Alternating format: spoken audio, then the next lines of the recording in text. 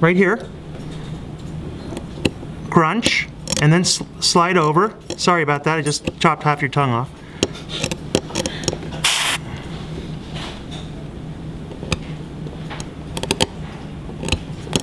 And I'm focusing on the line angle, not on the wall. I've already got the wall done. That was done with the burr, for crying out loud. Why do you want to use this on a wall if it's already smooth? And then you're going to come over here and just turn the instrument around and get the facial wall.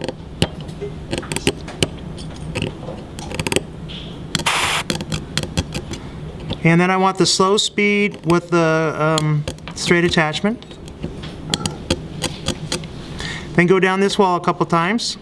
Scrape, scrape, scrape. All right.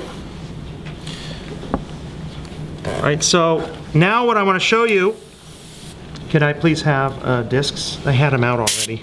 Oh, here they are.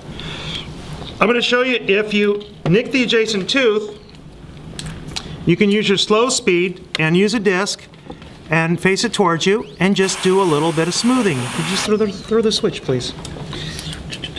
Thank you. Working? Yeah.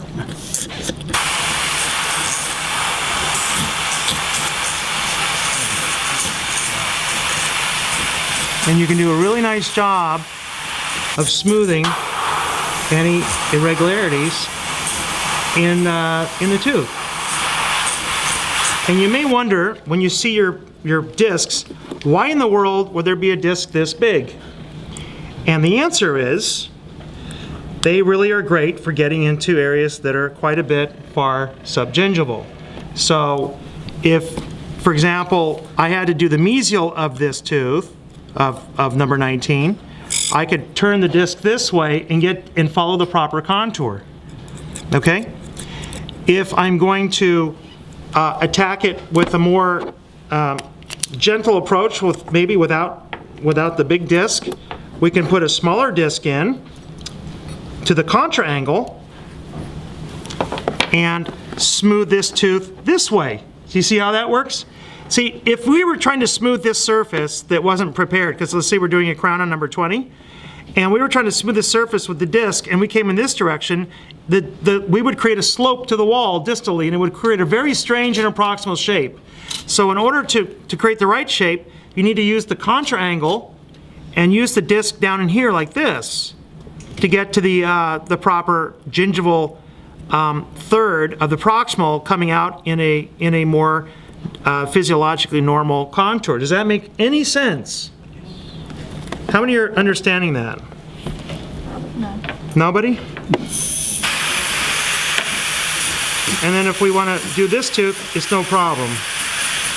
It's much easier. Here's a question. Is it easier to smooth the mesial surface with discs or the distal surface of a tooth with discs? The distal is 10 times easier because you can use a straight or a contra angle. Doesn't matter. I can put the straight on here, put the disc in here, and I probably wouldn't use a garnet like I have here, but I'd use a sand or something. And I can just come in back in here, it's a piece of cake. See how I can tip the instrument however I want to get the proper contour to that tooth if I should nick it. I should nick this. But to do the mesial, you can't because this is going the wrong direction. Maybe if you use a long disc, you have a shot at getting the right angle. But what happens is your handpiece hits the front teeth, right? It gets in the way. You have inadequate access. So the only real way to do finishing of that particular area is with a contra angle. So the contra angle then will allow you to get into this with the proper angulation. In other words, this angulation. See from the side here?